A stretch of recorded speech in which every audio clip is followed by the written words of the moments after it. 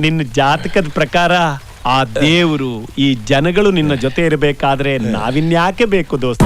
ತುಂಬಾ ಜನ ಕೇಳ್ತಾರೆ ನಂಗೆ, ನೀವು ಇಷ್ಟು ನಾಲೆಡ್ಜ್ ಇದೆ, ನೀವು ಎಲ್ಲೋ ನಾನು ಕೇಳಿದೆ ಎಲ್ಲೋ ಅಂದ್ರೆ ಏನು ಅಂತ. ದುಡ್ಡ ಅಲ್ಲಿದೆ, ನಾನು ದುಡ್ದಾಗ ಹಿಂಗೆ ತಗೊಂಡ್ಬರ್ತೀನಿ. ಗಂಟು ಕಟ್ಟಿ ಇಟ್ಕೊಂಡಿಲ್ಲ.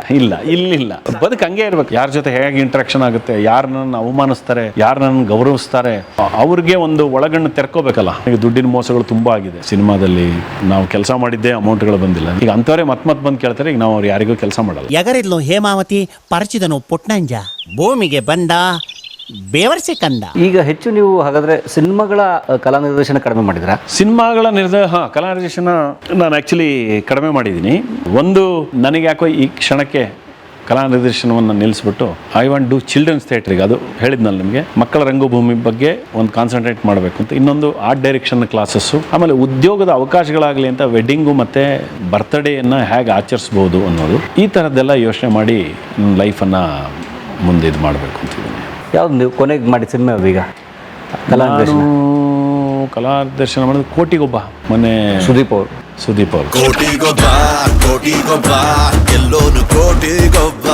ಅಂದರೆ ಸುಮಾರು 3 ವರ್ಷ ಆಯಿತು. 3 ವರ್ಷ ಆಯ್ತು.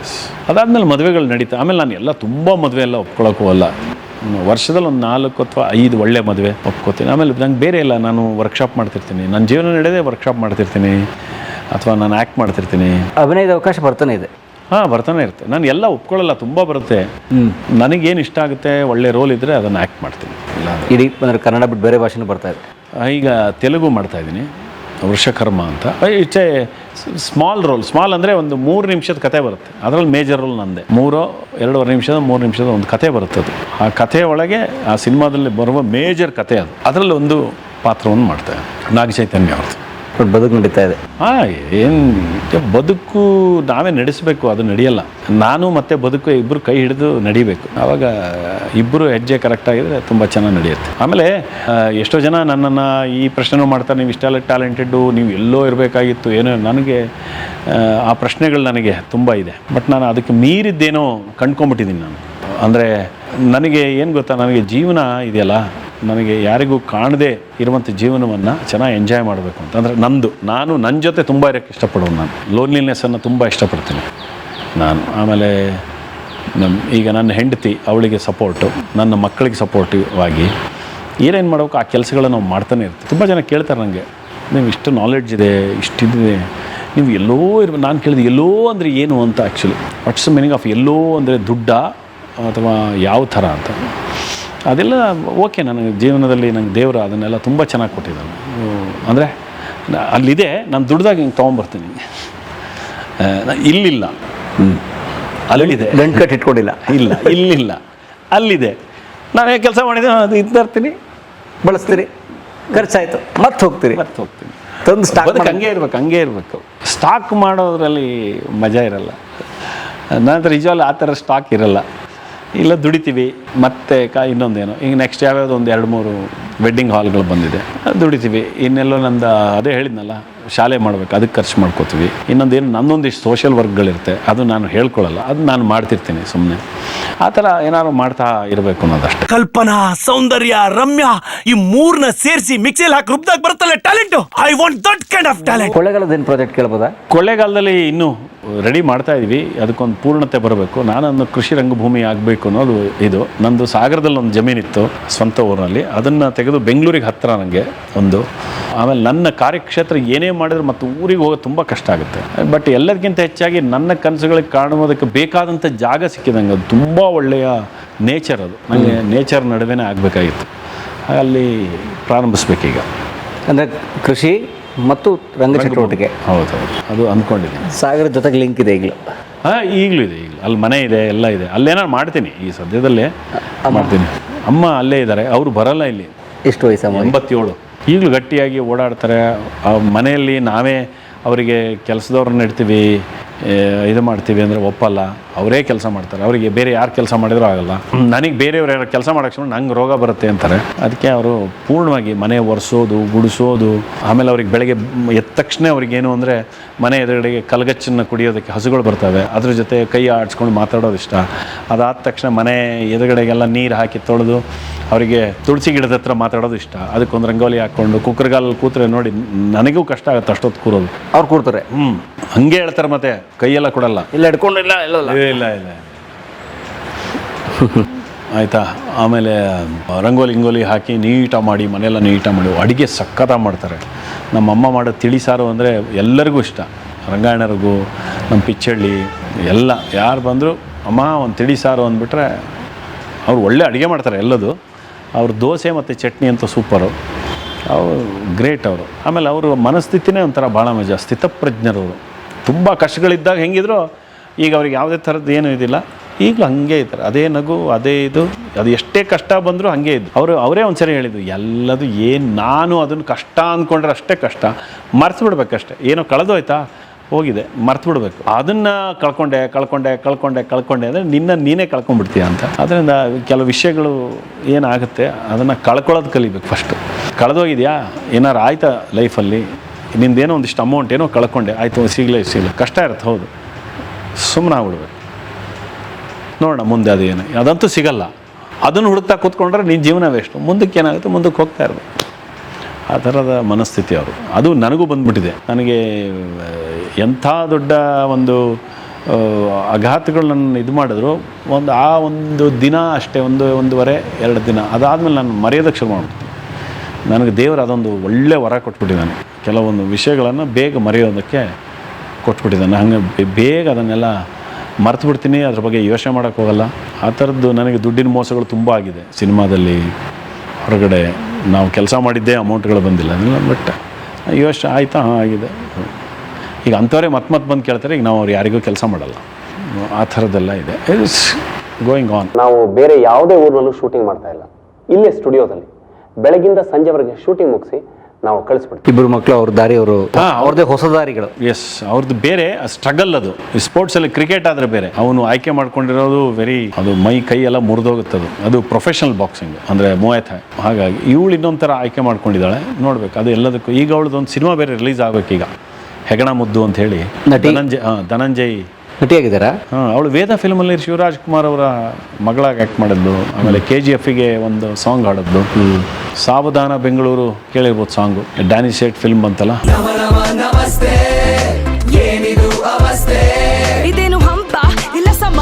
ಫ್ರೆಂಚ್ ಬಿರಿಯಾನಿ ಎಲ್ಲ ಹಾಡಿದ್ಲು. ಅವಳು ಏನೋ ಮಾಡ್ತಿರ್ತಾಳೆ ಅಪ್ಪನ ಹಾಗೆ, ಹಲವು ಮುಖ. ಅವಳು ಪೇಂಟರು, ಸಿಂಗರು, ಆಮೇಲೆ ಆರ್ಟ್ ಡೈರೆಕ್ಷನ್ ಅಂದರೆ ನಾಟಕಗಳಿಗೆ ಸೆಟ್ ಡಿಸೈನ್ ಮಾಡ್ತಾಳೆ, ಏನೋ ಮಾಡ್ತಾ ಇದ್ದಾಳೆ. ಅವರು ಅವ್ರವ್ರದ್ದೇ ಆದಂಥ ಒಂದು ಇದನ್ನು ಕಂಡ್ಕೊಂಡು ಅದರೊಳಗೆ ಅವ್ರಿಗೇನು ಕಷ್ಟ ಇದೆ ಅದು ಅವ್ರದ್ದೇ. ಅದು ಏನೋ ಮಾಡಕ್ಕೆ ಬರೋದು. ನೀವು ನಿಂತು ಬಗೆಹರಿಸ್ಬಿಡ್ತೀನಿ, ನನಗೆ ಕ್ರಿಯೇಟಿವ್ ಆದಿದ್ದರೆ ನಾನು ಸಜೆಸ್ಟ್ ಮಾಡ್ಬೇಕು. ಕೆಲವುದೆಲ್ಲ ಅವರೇ ಎದುರಿಸ್ಬೇಕು, ಆಮೇಲೆ ಹಾಗೆ ಬಿಡಬೇಕು ಅಂತ ನನಗೂ. ಅದು ಏನೇನೇನೋ ರೂಪ ತಗೊಳ್ಬೇಕು. ನಮಗೇನಾಗಿದೆ ಅಂದರೆ ಎಲ್ಲವೂ ಸೇಫು, ಬಿಳಿ ಹಾಳೆ ಥರ ನೀಟಾಗಿರುತ್ತೆ, ರೋಡ್ ಹಿಂಗಿರುತ್ತೆ ಅಂತ ಹಿಂಗೆ ಮಾಡ್ತಾ ಕೂತ್ರೆ ಗೊತ್ತಿಲ್ಲದೇ ಹಿಂಗೆ ಏನಾದ್ರು ಕಾಡ್ದಾರಿ ಹೋಗ್ಬಿಟ್ರೆ ಮಕ್ಕಳು ಯಾವ್ದಾದ್ರು ಸತ್ತೋಗ್ಬಿಡ್ತಾರೆ, ಹೆಂಗೆ ಬದುಕಬೇಕು ಅಂತ ಗೊತ್ತಾಗುತ್ತೆ. ಅದನ್ನು ಬಿಟ್ಬಿಡಬೇಕು ಅವರು. ಆಮೇಲೆ ಅವರಿಗೆ ಬೇರೆ ಬೇರೆ ಅವರ ಜೊತೆ ಬದುಕು ಗೊತ್ತಾಗಬೇಕಲ್ಲ, ಯಾರ ಜೊತೆ ಹೇಗೆ ಇಂಟ್ರಾಕ್ಷನ್ ಆಗುತ್ತೆ, ಯಾರು ನನ್ನನ್ನು ಅವಮಾನಿಸ್ತಾರೆ, ಯಾರು ನನ್ನನ್ನು ಗೌರವಿಸ್ತಾರೆ, ಯಾರು ಯಾವ ಪಾಯಿಂಟ್ ಆಫ್ ಇಂದ ನನ್ನನ್ನು ನೋಡ್ತಾರೆ, ಅವ್ರಿಗೆ ಒಂದು ಒಳಗಣ್ಣು ತೆರ್ಕೋಬೇಕಲ್ಲ. ಅದಕ್ಕೆ ಕೆಲವು ಸರಿ ಆ ಥರದ ಫ್ರೀಡಮ್ಮು ಒಳ್ಳೆಯದಾಗುತ್ತೆ ಅಂತ ಆ್ಯಸ್ ಎ ಪೇರೆಂಟ್ ನನ್ನ ಭಾವನೆ. ಅದಕ್ಕೆ ಅವರಿಗೆ ಅವ್ರದ್ದೇ ಆದಂಥದ್ದನ್ನು ಬಿಟ್ಟಿದ್ದೀವಿ. ಕೆಲವು ಸರಿ ನಮಗೂ ಅವ್ರಿಗೂ ತಗಾದೆಗಳಾಗುತ್ತೆ ಕೆಲವು ವಿಷಯಗಳೆಲ್ಲ. ಅಂದರೆ ಇಂಥದ್ದೇ ಇದು ಬಂದು ಅವರೇ ಹೇಳ್ತಾರೆ, ನಾನು ನೋಡ್ಕೋತೀನಿ, ನೀನು ತಲೆ ಕೆಡಿಸ್ಕೊ, ಎಸ್ ಗೋ ಅಂತ. ಆ ಥರದ್ದೆಲ್ಲ ಇದೆ, ಆ ಥರದ್ದು ನಡೀತಾ ಇದೆ. ನಮ್ಮ ಪೋಷಕರ ಕೆಲವು ಭಯಗಳಿದಾವಲ್ಲ, ಮಕ್ಕಳು ದಾರಿ ತಪ್ಪಿಡ್ತಾರೆ, ಈ ದಾರಿಲಿ ಹೋಗೋರು ಸೆಟ್ಲ್ ಮಾಡಿಸ್ಬಿಡ್ಬೇಕು, ಆ ಥರ ಭಯಗಳು ಕಾಡಿಲ್ವಾ? ಈ ಒಂದು ಅವ್ರು ಆ ಥರದ ದಾರಿ ಹಿಡಿದೇ ಇಲ್ಲ. ಈಗ ನನ್ನ ಮಗ 30 ಬಿಟ್ಟರೆ ನಾನು ಏನೂ ಮಾಡೋದೇ ಇಲ್ಲ ಅಂತ ಕೂತಿದ್ದಾನೆ. ಒಳ್ಳೆಯದೇ ಅಲ್ವಾ, ಅವನೇನೋ ಸಾಧನೆ ಮಾಡಬೇಕು ಅಂತ ಅದರೊಳಗೆ ಆಳಕ್ಕೆ ಇಳಿದಿದ್ದಾನೆ ಅಂದರೆ. ಈಗ ನನ್ನ ಮಗಳು, ನಾನು ಮ್ಯೂಸಿಕ್ಕು ಪ್ಲಸ್ ಆ್ಯಕ್ಟಿಂಗ್ ಇದರಲ್ಲೇ ನಾನು ಏನಾದ್ರು ಮಾಡಬೇಕು. ನಾನು ಬಾಂಬೆಲಿ ಇರ್ತೀನಿ, ಬಾಂಬೆಲಿ ಬೇರೆ ಬೇರೆ ಕಾರ್ಪೊರೇಟ್ ಇರ್ಬೋದು ಅಥವಾ ಇನ್ನೊಂದು ಇರ್ಬೋದು, ನಾನು ಮ್ಯೂಸಿಕ್ ಮಾಡ್ಬೋದು, ಜೊತೆಗೆ ಥಿಯೇಟ್ರೆಲ್ಲ ಆ್ಯಕ್ಟಿವಿಟೀಸ್ಗಳಲ್ಲಿ ಭಾಗಿಯಾಗ್ಬೋದು. ಜೊತೆಗೆ ನನ್ನನ್ನು ನಾನು ಕಂಡುಕೊಳ್ಳಿಕ್ಕೆ ಅವಳು ವೆಬ್ ಸೀರೀಸ್ ಬೇರೆ ಆ್ಯಕ್ಟ್ ಮಾಡ್ತಾ ಇದ್ದಾಳೆ ನೆಕ್ಸ್ಟು. ಅದಕ್ಕೆಲ್ಲ ಅವಕಾಶಗಳು ಸಿಗೋದಕ್ಕೆ ಅಲ್ಲಿ ಇದಿದೆ, ನಾನು ಅಲ್ಲೇ ಇರ್ತೀನಿ, ಪ್ರಯತ್ನ ಮಾಡ್ತೀನಿ ಅಂತ ಹೋಗಿದ್ದಾಳೆ. ಎಸ್ ಗೋ ಅಂತ. ಯಾರು ಅಡ್ಡದಾರಿ ಏನು ಹಿಡಿತಾ ಇಲ್ವಲ್ಲ. ಅಲ್ಲಿ ನಮ್ಮ ಕಡೆ ಇದಿಲ್ಲ, ಮಕ್ಳು ಹಾಳಾಗೋಗ್ಬಿಡ್ತಾರೆ, ಇವ್ರು ಬಂದು ಸೆಟಲ್ ಮಾಡಿಸ್ಬೇಕು ಅಂತ ಏನೋ ಹುಡುಕಿರ್ತಾರೆ ದಾರಿಗಳು. ಅಲ್ಲ, ಅದು ಏನಾಗುತ್ತೆ ಗೊತ್ತಾ, ನಾನು ನನ್ನ ಮಗನ ಅಥವಾ ಮಗಳನ್ನು ಅವ್ರಿಗೆ ಇಷ್ಟ ಇರುವ ದಾರಿಗೆ ಸಪೋರ್ಟ್ ಮಾಡ್ತಾ ನಡೆಸೋದು ಒಂದು, ಇಲ್ಲ ನನ್ನ ಇಷ್ಟದಾಗ ನೀನು ಬದುಕು ಅನ್ನೋದು ಇನ್ನೊಂದು.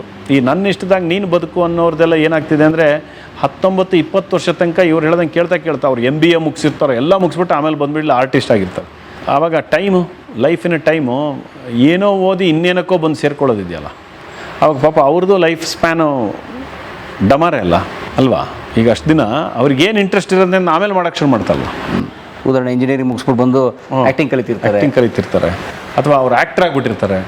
ಇಂಜಿನಿಯರಿಂಗ್ ಮುಗಿಸ್ಬಿಟ್ಟು ಸಿನಿಮಾಟೋಗ್ರಫಿ ಕಲಿಯಕ್ಕೆ ಹೋಗ್ಬಿಟ್ಟಿರ್ತಾರೆ. ನಾನು ಹೇಳೋದು ಆ ಇನ್ಸ್ಟಿಂಕ್ಟನ್ನು ಮೊದಲೇ ಕಂಡುಹಿಡಿದು ಆ ಇಂಟ್ರೆಸ್ಟನ್ನು ಕೆಲವು ಸರಿ ಏನಾಗುತ್ತೆ ಅಂದರೆ ಕೆಲವರು ಓದಾದಮೇಲೆ ಅವ್ರಿಗೇನೋ ಅನ್ಸಾಕ್ತಾರೆ, ಅದು ತಪ್ಪಲ್ಲ. ನಾನು ಹೇಳೋದು ಕೆಲವು ಮಕ್ಕಳಲ್ಲಿ ಆ ಕ್ವಾಲಿಟಿ ಇದ್ದಾಗ ಆ ಕ್ವಾಲಿಟಿನ ಬೆಳೆಸಿ ಅಂತ ನಾನು ಹೇಳೋದು ಅಲ್ವಾ. ಯಾರು ಆಮೇಲೆ ಓದಿದ ಮಕ್ಕಳು ಕೆಲಸ ಮಾಡೇ ಚೆನ್ನಾಗಿ ದುಡಿತಾರೆ ಅನ್ನೋದು ಇದ್ದರೂ ಕೂಡ ಕೆಲವು ಸರಿ ಅಂಥವ್ರು ಓದಿದ್ರು ಕೆಲವು ಸರಿ ಕೆಲಸ ಇದ್ರೂ ಸರಿಯಾಗಿ ಬದುಕ್ತಾ ಇರಲ್ಲ, ಆ ಥರ ಸ್ಥಿತಿನೂ ಇರುತ್ತೆ. ಅದು ಎಲ್ಲ ಇದರಲ್ಲೂ ಬರುತ್ತೆ, ಆ ಥರದ ವೇರಿಯೇಷನ್ಸ್ಗಳಂತೂ ಇದ್ದೇ ಇರುತ್ತೆ.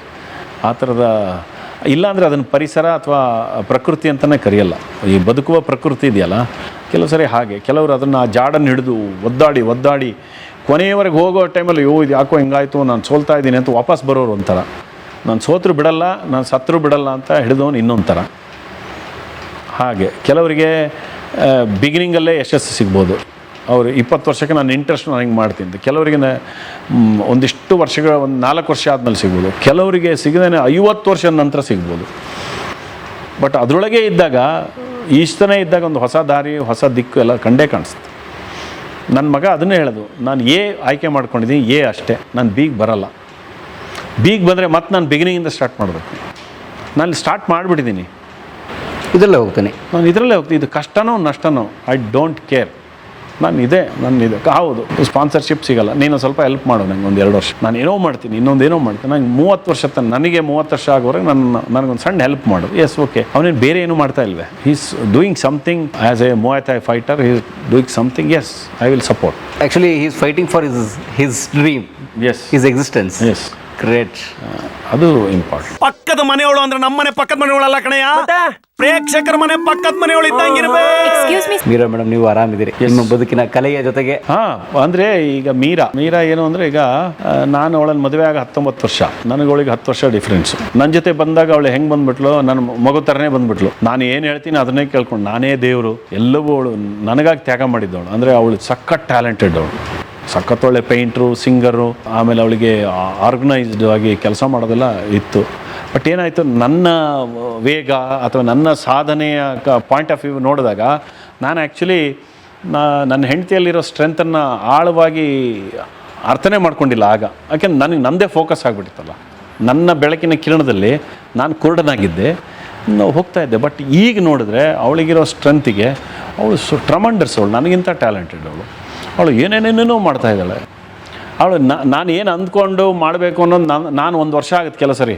ಅವಳನ್ನ ಇವತ್ತು ಮಾಡಬೇಕು ಅಂದರೆ ಇವತ್ತೇ ಮಾಡ್ತಾಳೆ. 4 ಜನ ಬರ್ತಾರೆ, 4 ಜನ ನಾನು ಇವತ್ತೇ ಮಾಡಿ ಮುಗಿಸ್ಬೇಕು, ಇದು ಮುಗಿದೋಗ್ಬಿಡ್ಬೇಕು, ಅದು ನನ್ನ ತಲೆಯಲ್ಲಿ ಉಳಿಬಾರ್ದು ಅಂತ. ಬಟ್ ಅವಳು ಮಾಡಿ ಇದನ್ನು ಚೆನ್ನಾಗಿ ಬೆಳೆಸಿದ್ದಾಳೆ. ಈಗ ಇಲ್ಲಿ ನಮಗೆ ಖಾನಾಗಾನಾಗೆ ರಿಯಲಿ ಒಂದು 70 ಜನ ಬರ್ತಾರೆ, ಇಲ್ಲಿ 70-80 ಜನ ಅಂತ್ಯಾಕ್ಷರೇ ಮಾಡ್ತಾಳೆ. ನಾಳೆ ಧರ್ಮೇಂದ್ರ ಅವ್ರದ್ದು ಮೈಸೂರಿನ ಕಥೆಗಳಿದೆ.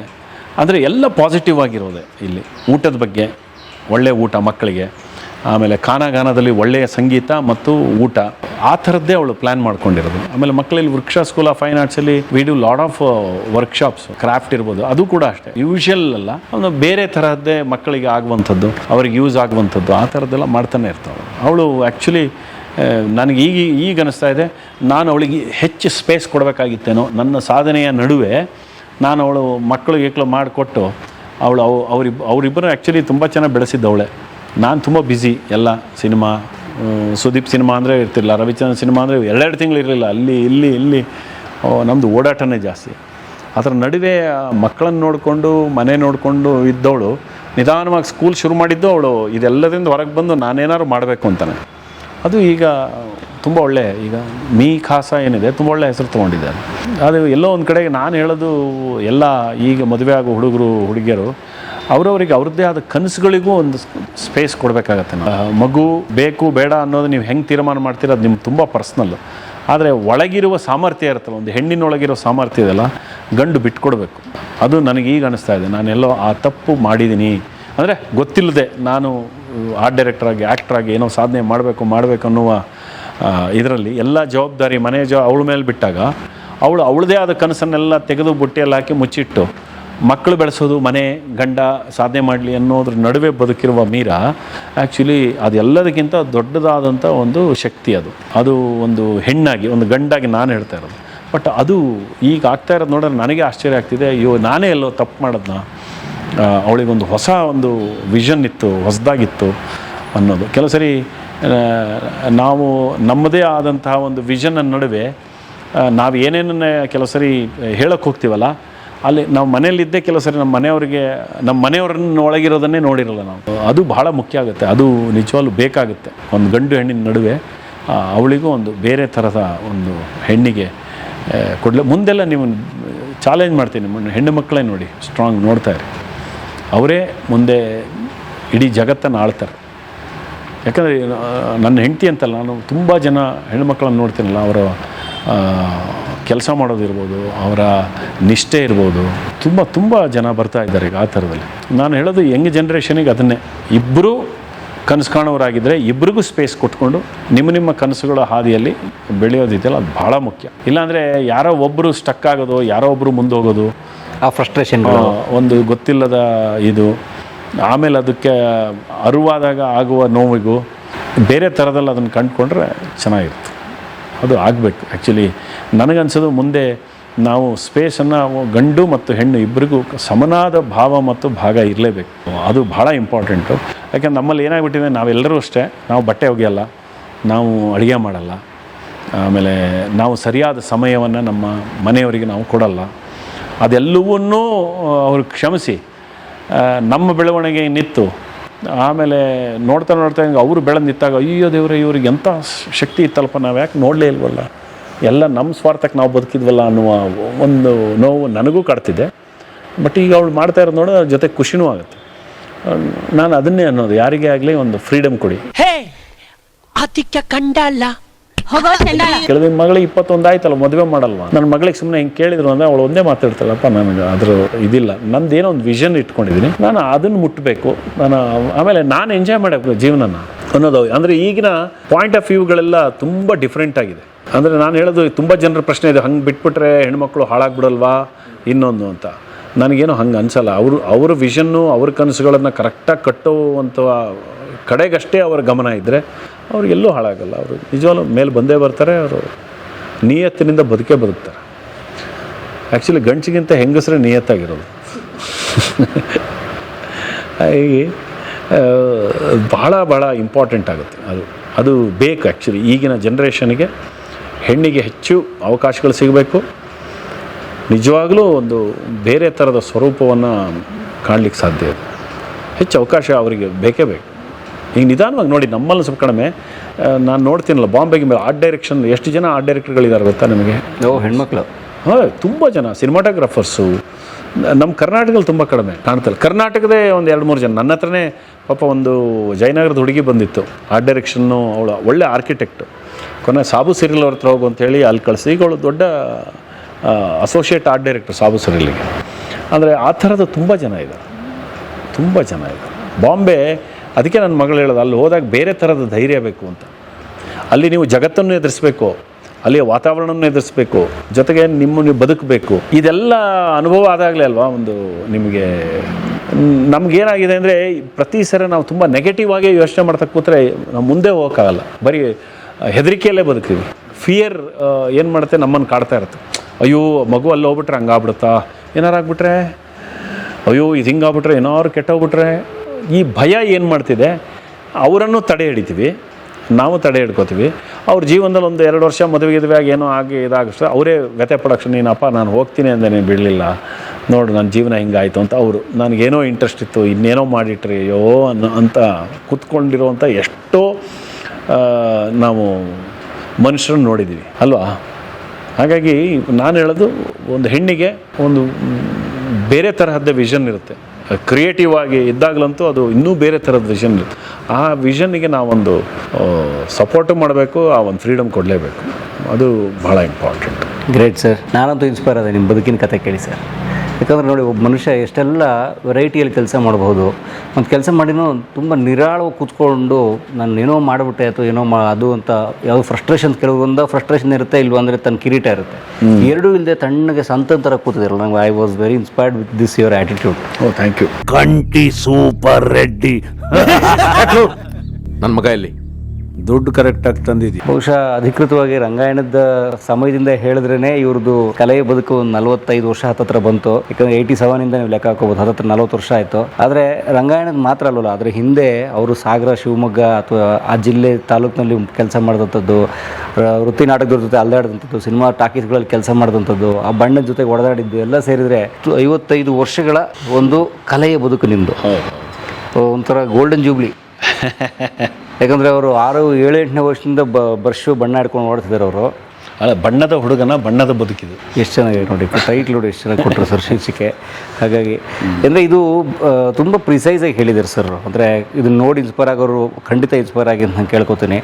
ಚೌಕಟ್ಟು ಹಾಕ್ಕೊಂಡು ಮನುಷ್ಯ ಹುಟ್ಟಿದ, ಏನೋ ಓದಿದ, ಅದೇನೋ ಕೆಲಸ ಮಾಡಿದ, EMI ಕಟ್ಟಿದ ಅನ್ನುವ ಒಂದು ಅನೇಕರ ಬದುಕುಗಳ ಮಧ್ಯೆ ಒಬ್ಬ ಹುಡುಗ ಹೇಗೆ ಅನೇಕ ವಿಧವಾಗಿ ತನ್ನನ್ನು ತಾನು ತೆರ್ಕೊಳ್ತಾ, ತನ್ನನ್ನು ತಾನೇ ಹುಡ್ಕೊಳ್ತಾ, ಕಲೆಯನ್ನು ಹೇಗೆ ಆಸ್ವಾದಿಸ್ತಾ, ಎಷ್ಟೇ ನೋವು ನಲಿವಿದ್ರೂ ಅದನ್ನು ಸಮಚಿತ್ತರಾಗಿ ಸ್ವೀಕರಿಸ್ತಾ ಬದುಕಿದಾರಲ್ಲ, ನಿಜವಾಗಿಯೂ ಅದು ಪ್ರೇರಣೆ ಪಡಬೇಕಾದಂತಹ ಬದುಕು ಅಂತ ನನ್ನ ಅನಿಸಿಕೆ. ನಾನಂತೂ ತುಂಬ ಪ್ರೇರಿತರಾದ ಇವ್ರ ಬದುಕನ್ನು ಕೇಳಿ. ಹಾಗಾಗಿ ಅರುಣ್ ಸಾಗರ್ ಅವರು ಬಹಳನೇ ಕಾರ್ಯಚಟುವಟಿಕೆಯಲ್ಲಿ ತೊಡ್ಕೊಂಡಿರುವಂಥವ್ರು, ನಿಮ್ಗೆ ಗೊತ್ತಿದೆ. ಅಷ್ಟರ ಮಧ್ಯೆಯೂ ಕೂಡ ನಮ್ಮ ಕರೆಯ ಒತ್ತಡಕ್ಕೋ ಅಥವಾ ನಮ್ಮಲ್ಲಿನ ಪ್ರೀತಿಗೋ ಅವ್ರನ್ನ ಗೌರವ ಕೊಟ್ಟು ನಮ್ಮನ್ನೊಂದು 3-4 ತಾಸು, ಒಂದು ಅರ್ಧ ದಿವಸ ನಮ್ಮ ಜೊತೆಗೆ ಬಂದರೆ ನೀವು. ಇಲ್ಲ, ಒಂದಂತೂ ಸತ್ಯ, ಪಾಪ ನಿಮಗೆ ತುಂಬ ಕಾಯಿಸಿದ್ದೀನಿ ಇವರಿಗೆ. ನನ್ನ ಬಿಡು ಸಿಕ್ಕಿದ್ದು ಇವತ್ತು. ಆದರೆ ಒಂದಂತೂ ಹೇಳ್ತೀನಿ, ನಿಮ್ಮ ಮಕ್ಕಳಿಗೆ ಜೀವನದಲ್ಲಿ ಕಥೆಗಳಿರಬೇಕು. ಅಂದರೆ ಅವರೇ ಬದುಕಿದ ಕಥೆಗಳಿರಬೇಕು. ಆ ಕಥೆಗಳಿಲ್ಲ ಅಂದರೆ ಬದುಕು ಪೂರ್ಣ ಆಗಲ್ಲ. ಅಂದರೆ ಅವರಿಗೆ ತಮ್ಮ ಎಕ್ಸ್ಪೀರಿಯನ್ಸನ್ನು ಹೇಳ್ಕೊಳ್ಳೋದಕ್ಕೆ ಒಂದು ಒಳ್ಳೆಯ ಕಥೆಗಳು ಅವ್ರ ಜೀವನದಲ್ಲಿರಬೇಕು. ಅಂತಹ ಕಥೆಗಳು ಅವ್ರ ಜೀವನದಲ್ಲಿ ನಿರ್ಮಾಣ ಆಗುವುದರ ಕಡೆಗೆ ನಿಮ್ಮ ಮಕ್ಕಳನ್ನು ಬೆಳೆಸಿ ಬಹಳ ಚೆನ್ನಾಗಿರುತ್ತೆ. ಅಷ್ಟು ಹೇಳ್ಬೋದು ಅಷ್ಟೇ ಈ ಬಣ್ಣದ ಹುಡುಗನ ಬಣ್ಣದ ಬದುಕಿನ ಬಗ್ಗೆ. ಇನ್ನೂ ಇದೆ ಹುಡುಗ ಅವ್ರು ಹೇಳಿದಾಗೆ, ಇದು ಹುಡುಗನೇ ಅವರು. ಆ್ಯಕ್ಚುಲಿ 62 ವರ್ಷ, ಬರೀ ವಯಸ್ಸಷ್ಟೇ. ನೋಡೋಕೆ ಹುಡುಗನ ಥರನೇ ಕಾಣ್ತಾರೆ. ಮನಸ್ಸು ಮತ್ತು ಚಟುವಟಿಕೆಯಲ್ಲಿ ಕೂಡ ಹುಡುಗನಷ್ಟೇ ಉತ್ಸಾಹ ಇದೆ ಅವರಿಗೆ. ಉತ್ಸಾಹ ಹೀಗೆ ಇರಲಿ ಅಂತ ನಾನು ಕೇಳ್ಕೊತಾ ಸರ್, ಭಾಳ ಧನ್ಯವಾದ ಕಲಾ ಮಾಧ್ಯಮದ ಪ್ರೇಕ್ಷಕರ ಪರವಾಗಿ ಸರ್. ನಮಗೆ ಇಷ್ಟು ಸುದೀರ್ಘವಾಗಿ ಗೆಳೆಯನ ಜೊತೆ ನಿಂತ್ಕೊಂಡು ಮಾತಾಡ್ಸಿದ್ರೆ ಭಾಳ ಧನ್ಯವಾದ ತಮಗೆ ಸರ್. ಆಯಿತು. ಈಗ ಏನಿಲ್ಲ, ನಿಮ್ಮ ಇದನ್ನು ನೋಡ್ತಾ ಇರ್ತೀನಿ ಕಲಾ ಮಾಧ್ಯಮದ್ದು. ಯಾವತ್ತೂ ಒಂದು ಪಾಸಿಟಿವ್ ಆದಂಥ, ಆಮೇಲೆ ವೆರಿ ಇನ್ಫಾರ್ಮೇಟಿವ್ ಆದಂಥ, ಜೊತೆಗೆ ಇನ್ಸ್ಪೈರ್ ಆಗುವಂತಹ ಕೆಲಸಗಳಾಗೋದು ಬಹಳ ಮುಖ್ಯ ಸಮಾಜದಲ್ಲಿ. ಆ ಕೆಲಸ ನಿಮ್ಮ ಕಲಾ ಮಾಧ್ಯಮದ ಮೂಲಕ ಆಗ್ತಿದೆ. ನಾನು ನೋಡಿದ ಎಷ್ಟೋ ವಿಷಯಗಳನ್ನು ನಿಮಗೆ ಫೋನ್ ಮಾಡಿ ಬೇರೆ ಹೇಳ್ತಿದ್ದೆ. ಹಾಗೆ ಆ್ಯಕ್ಚುಲಿ ಅಷ್ಟೇ, ನಾವು ಯಾವತ್ತೂ ಅಷ್ಟೇ ಸಮಾಜಮುಖಿಯಾಗಿ ಪಾಸಿಟಿವ್ ಆಗಿ ಯೋಚನೆ ಮಾಡ್ತಾ ಬದುಕೋದು ಭಾಳ ಇಂಪಾರ್ಟೆಂಟ್. ಯಾವುದೇ ಕೆಲಸ ಮಾಡೋದಿದ್ರೆ ಅಂದರೆ ಒಂದೇ ಸರಿಗೆ ಹೆಸರು ಬರಬೇಕು ಅನ್ನುವ ದೃಷ್ಟಿಯಿಂದ ಏನೇನೋ ವಿಕೃತಗಳನ್ನು ಮಾಡುವುದರ ಮೂಲಕ ನಾವು ಹೆಸರುವಾಸಿ ಆಗಬೇಕಾಗಿಲ್ಲ. ನಿಜವಾಗ್ಲೂ ಸಮಾಜಮುಖಿಯಾಗಿ ಕೆಲಸ ಮಾಡ್ತಾ ಹೋದರೆ ಭಾಳ ಚೆನ್ನಾಗಿರುತ್ತೆ. ನನ್ನ ಒಂದೇ ಮಂತ, ಬೇರೆ ಏನೂ ಇಲ್ಲ, ಸಿದ್ಧಿ ಬೇರೆ, ಪ್ರಸಿದ್ಧಿ ಬೇರೆ ಅಷ್ಟೇ. Thank you sir. ಓಕೆ, ಧನ್ಯವಾದ.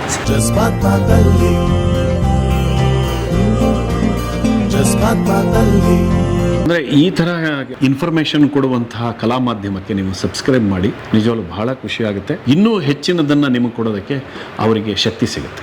ನಮಸ್ಕಾರ. ಈ ವಿಡಿಯೋ ನೋಡಿದ್ದಕ್ಕೆ ನಿಮಗೆ ತುಂಬ ಧನ್ಯವಾದಗಳು. ಪುಸ್ತಕಗಳನ್ನು ಓದು ಮನಸ್ಸನ್ನು ಅರಳಿಸುತ್ತೆ, ಬುದ್ಧಿಯನ್ನು ಚುರುಕು ಮಾಡುತ್ತೆ, ಕಾಣದ ಹೊಸ ಲೋಕವನ್ನು ಪರಿಚಯಿಸುತ್ತೆ. ಹಾಗಾಗಿ ಓದುವ ಸಂಸ್ಕೃತಿ ಹೆಚ್ಚಾಗ್ಲಿ. ಧನ್ಯವಾದ.